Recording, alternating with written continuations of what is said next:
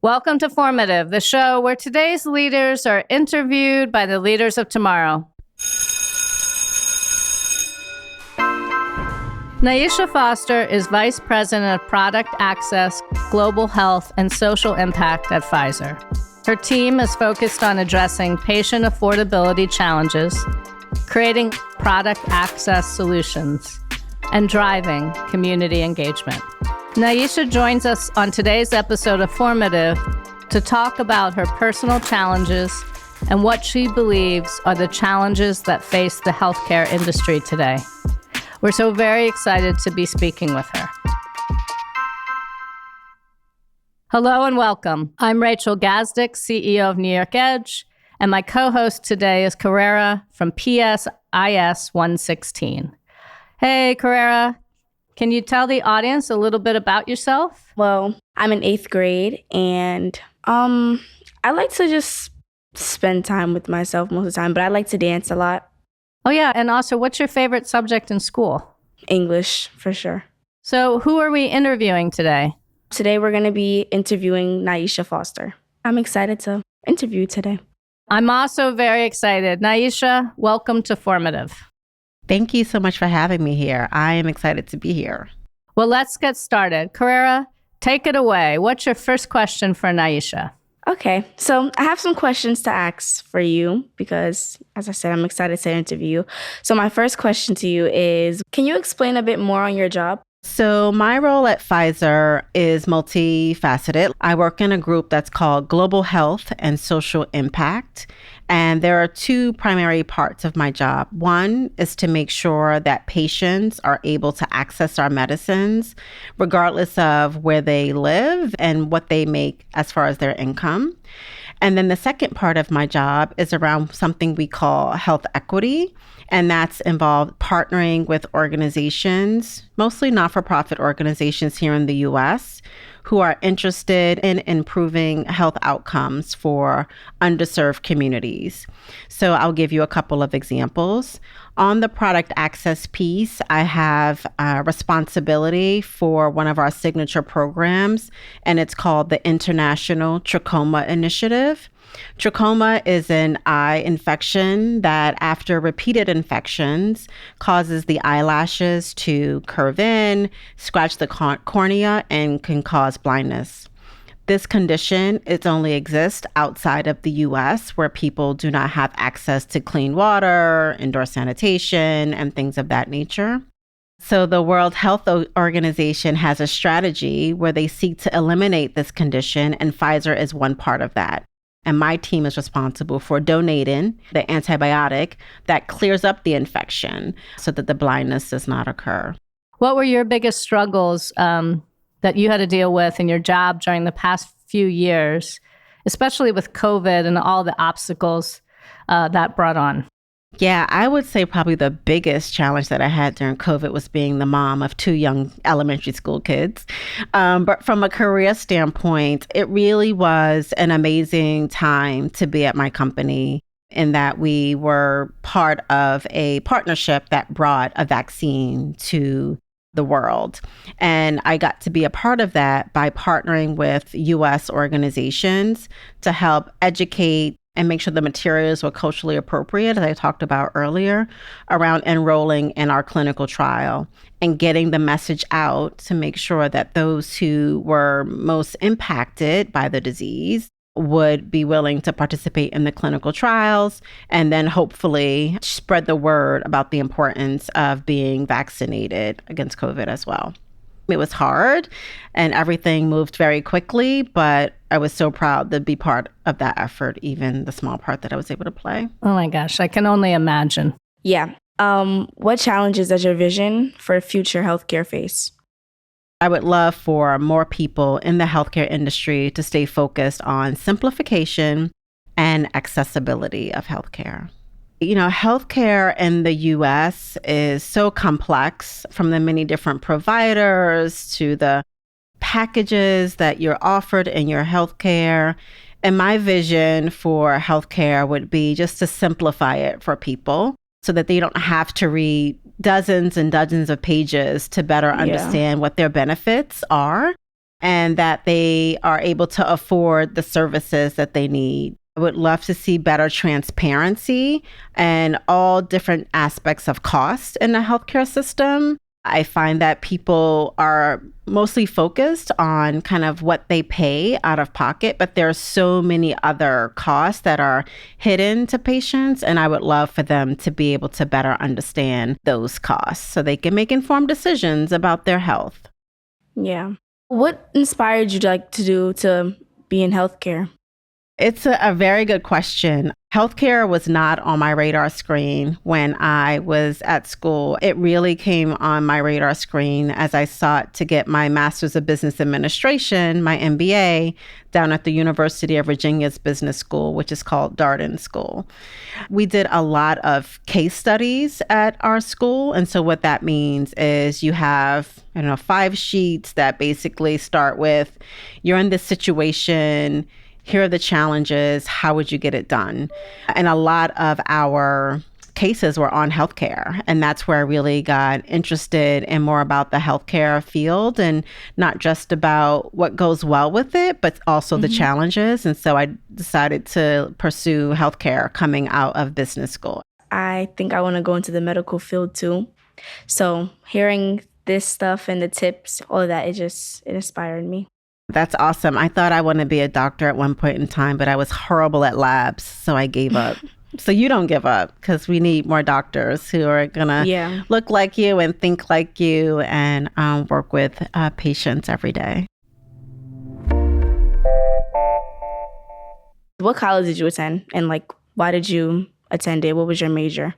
Sure. So I attended Syracuse University up in upstate New York, and I chose Syracuse for a number of reasons, mainly because someone that I knew had a great experience going there, and I thought that she and I had a lot in common, and if she was going to enjoy it and enjoyed her studies, I might as well.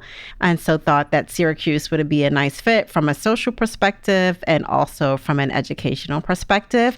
I didn't think about the weather perspective. Had I might not have gone there. So what was your major? What were you so interested in? So coming out of high school, I knew that I wanted to go into corporate America. And I was very good with understanding rules and very, very good in math. And so I thought the combination of those two would make me successful in accounting. So I chose to major in accounting. And I did quite well from a studies standpoint. But also while I was there, I got to start an organization, a student organization of the National Association of Black Accountants called NABA. And so I was president of the first chapter there at Syracuse University, where we supported each other in learning our studies, but also supported each other as we sought to get into the professional world and interview for different companies. And I think that leadership experience at Syracuse set me up nicely to work at Pricewaterhouse, which was my first job out of undergrad. Oh, was there any challenges during this journey?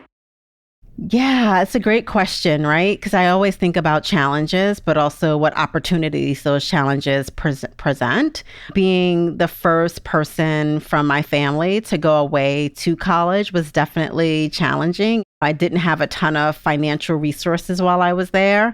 So there was a challenge of balancing my schoolwork with my work study program. But also Syracuse is a huge school with a lot of students. So really finding what I now call my tribe, finding the people who could be my support system and who I could support was something that was really important to me going to a school as large as Syracuse. And so I was fortunate enough to find a small group of people, some of whom I'm still in touch with today, to support me during my journey at Syracuse. What obstacles or lesson have you learned in your childhood that is most memorable today? Childhood feels like so long ago, but I would say probably my best lesson from growing up is that you really can do anything as long as you stay curious about the area that you're interested in, excel at your field, but also make sure you have a strong network around you. And so I think that is what has made me successful in my career over the years. I'm always trying to make sure that I am the very best at what I'm doing, but I never take my eye off making sure my support system is around me as well. So be it, colleagues here at the company or outside of the company, I'm always making sure that I'm staying connected to those who can help me, support me, but also whom I can also help. Yeah, I agree with that because being in 8th grade is a lot. And I know there's a lot more to come. So that's right. Yeah. So you have a good perspective that there's a lot more to come, right? But you're going to have so much to offer that you'll be able to take on the challenges just as I have. What did you think being 8th grade was going to be like, and how has it differed from what your expectations were? That's a great question because since I was in 5th grade, I always used to say I wanted to be in 8th grade. I was ready to be that age. But now that I'm actually in the grade, it's crazy because in time it flew. And the work got harder.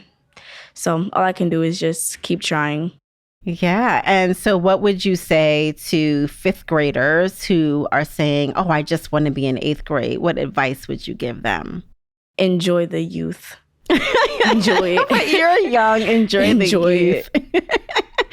I love it. No, I have a 5th grader and she's always saying she wants to be older and makeup and this. And so I will for sure make sure she knows that I spoke to a very wise 8th grader who said to enjoy her youth.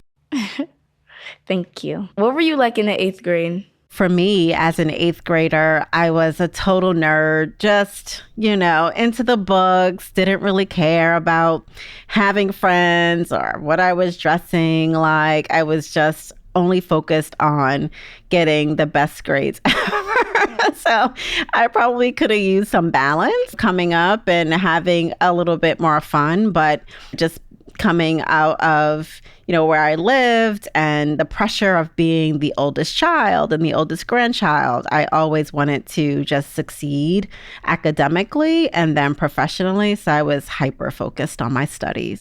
If your childhood dream came true, what would you be? Yeah, so when I was in the 8th grade, I wanted to be the head of a school district. I wanted to be a superintendent and involved in education. So that was my dream. Carrera, I'm curious, and it's okay if you don't know, but do you think you know what you want to do or how you want your life to look when you get older? Well, I have a few things in mind, but overall, just success. Being successful is my biggest dream. And what does success look like to you? I want to get on honor roll. I want good grades. I just want to achieve everything. I want to be successful. Every goal that I made, I want to be able to achieve my goals. That is awesome. That's a really great answer. What does success look like for you, Niesha? So for me, success looks like freedom. It looks like having a lot of options regardless of where I turn. And so it's not about making the most money of anyone. It's about, can I live the life that I want to live? Can I live that life not just working at one place, but do I have the skills and talents to take that somewhere else and still have the same freedom of choice and opportunity? So it really is about being able to be content in what I'm contributing to the world, but then also what I'm able to support for my children and my family, etc. Well, we always end our show with one question that we ask all of our guests. So Niesha, if you could go back in time and to speak to yourself at 13, what would you say? Yeah, so if I had to look back on my 13-year-old self, I would say, don't take yourself so seriously. Life is a marathon and you'll have a lot of opportunity to fix small mistakes. So be more gentle with yourself and have more grace. Give yourself more grace like you would give others. Thank you so much. This was really a wonderful interview. Carrera, I hope this isn't the last time I hear from you. Okay. Bye. Thank you. Thanks for listening to Formative, a production of New York Edge. I'm your host, Rachel Gazdick. Our production partner for this series is Citizen Race Car. This episode was produced by Haja Adas, post-production by Alex Brower, production management by Gabriella Montequin, original music by Garrett Tiedemann. Thanks to the whole team at New York Edge for making this series possible. Never miss an episode by subscribing to the series at newyorkedge.org/formative or wherever you get your podcasts.